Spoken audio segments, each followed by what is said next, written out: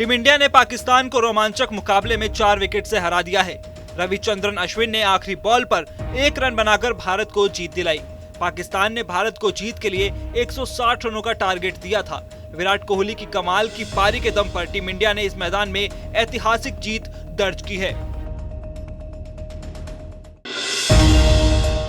दिवाली की पूर्व संध्या पर प्रधानमंत्री नरेंद्र मोदी अयोध्या आए, जहां प्रधानमंत्री ने श्री राम जन्मभूमि तीर्थ क्षेत्र स्थल का निरीक्षण किया और फिर भगवान राम श्री राम लला विराजमान के दर्शन कर और पूजा की।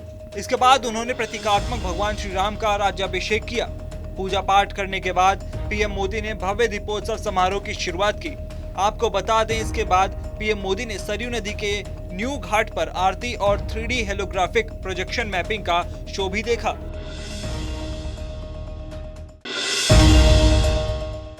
केंद्र सरकार ने राजीव गांधी फाउंडेशन का Foreign Contribution Regulation Act licence रद्द कर दिया है। गृह मंत्रालय ने विदेश योगदान अधिनियम के विभिन्न कानूनी प्रावधानों के उल्लंघन की जांच के समन्वय के लिए एक अंतर मंत्रालय समिति की सिफारिशों के आधार पर आरजीएफ का लाइसेंस रद्द करने का आदेश जारी किया है। वहीं केंद्र सरकार की इस कार्रवाई के बाद राजस्थान के मुख्यमंत्री अशोक गहलोत ने मोदी सरकार पर जमकर हमला बोला। गहलोत ने कहा कि राजीव गांधी फाउंडेशन एवं राजीव गांधी चैरिटेबल ट्रस्ट का FCRA लाइसेंस रद्द करना मोदी सरकार की राजनीतिक दुर्भावना का प्रतीक है। मुख्यमंत्री अशोक गहलोत ने प्रधानमंत्री नरेंद्र मोदी के 1 नवंबर आदिवासी जिले मानगढ़ धाम के प्रस्तावित दौरे से पहले मानगढ़ धाम को राष्ट्रीय महत्व का स्मारक घोषित करने की मांग रखी है। गहलोत ने राजस्थान और गुजरात में विधानसभा चुनाव से पहले आदिवासी कार्ड खेलते हुए बीजेपी को घेरा है और पीएम मोदी को एक पत्र लिखकर मांग की है। वहीं बीते शनिवार को मुख्यमंत्री निवास पर गहलोत ने मानगढ़ धाम के विकास कार्यों की विस्तृत समीक्षा की और कहा कि आदिवासियों के तीर्थ मानगढ़ धाम के विकास के लिए राज्य सरकार लगातार काम कर रही है और इसे राष्ट्रीय महत्व का स्मारक घोषित कराने की दिशा में राज्य सरकार लगातार प्रयासरत है। दिवाली के मौके पर गहलोत सरकार ने बेटियों को बड़ा तोहफा दिया है। अब सरकार की ओर से RTI के तहत पढ़ने वाली बेटियों का 12वीं कक्षा तक का पूरा खर्च सरकार उठाएगी। सरकार की ओर से इसके लिए इंदिरा शक्ति फीस पुनर्भरण योजना शुरू की गई है। मुख्यमंत्री अशोक गहलोत ने बजट में इसकी घोषणा की थी।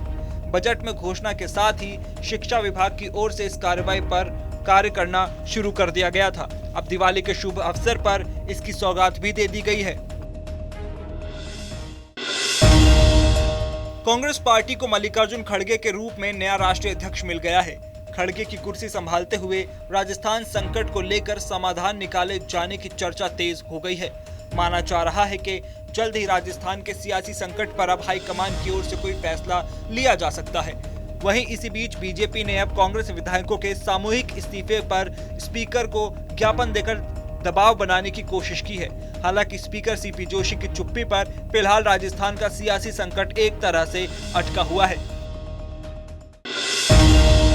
नगर पालिका प्रशासन के फरमान को लेकर व्यापारियों ने आक्रोश जताते हुए इसे तुगलकी फरमान बताया। नगर पालिका के आदेश में अपने अपने प्रतिष्ठानों पर अनिवार्य रूप से सजावट करने के निर्देश दिए गए हैं। वहीं पालन नहीं करने पर चालान करने की धमकी दी गई है, जिसको लेकर व्यापारियों में भय का माहौल है। नगर पालिका के फरमान को लेकर भाजपा ने कड़ा ऐतराज जताया है। आपको बता दें, 2 साल कोरोना के बाद ऑनलाइन मार्केट से पहले ही व्यापारी परेशान हैं। वहीं फरमान को लेकर नगर पालिका कर्मचारी का कहना है कि ये सब SDO साहब के निर्देश हैं। जयपुर में मंत्री प्रताप सिंह खाचरियावास के आवास पर कोविड स्वास्थ्य सहायक पहुंचे। इन सहायकों को कोरोना काल में लगाया गया था। करीब 2800 स्वास्थ्य सहायकों को कोरोना का कहर कम होने के बाद हटा दिया गया था। ऐसे में लगातार धरने प्रदर्शन के माध्यम से स्वास्थ्य कर्मी रोजगार की मांग कर रहे हैं। अब उन्होंने दिवाली से 1 दिन पहले मंत्री जी के घर पहुंचकर अपनी मांगे रखी हैं। राजधानी के रिजर्व पुलिस लाइन में अनाथाश्रम के बच्चों के साथ पुलिस कर्मियों ने मनाई दिवाली। पुलिस कर्मियों ने बच्चों के साथ खाना खाया और उसके बाद बच्चों को ग्रीन पटाखे और उपहार दिए। एडिशनल कमिश्नर कैलाश बिश्नोई ने बताया कि पुलिस हमेशा से ही जनता के साथ रही है। पिछले 2 साल से कोरोना के कारण दिवाली का पर्व इतना हर्षोल्लास के साथ नहीं मनाया गया, इसलिए जयपुर कमिश्नरेट इस बार और जयपुर के आसपास अनाथ आश्रम के बच्चों के साथ दिवाली मनाने का कार्यक्रम रख रहे हैं, जहां पुलिस ने जयपुर में 5 अनाथ आश्रमों में मौजूद 125 बच्चों को खाना खिलाया और गिफ्ट दिए।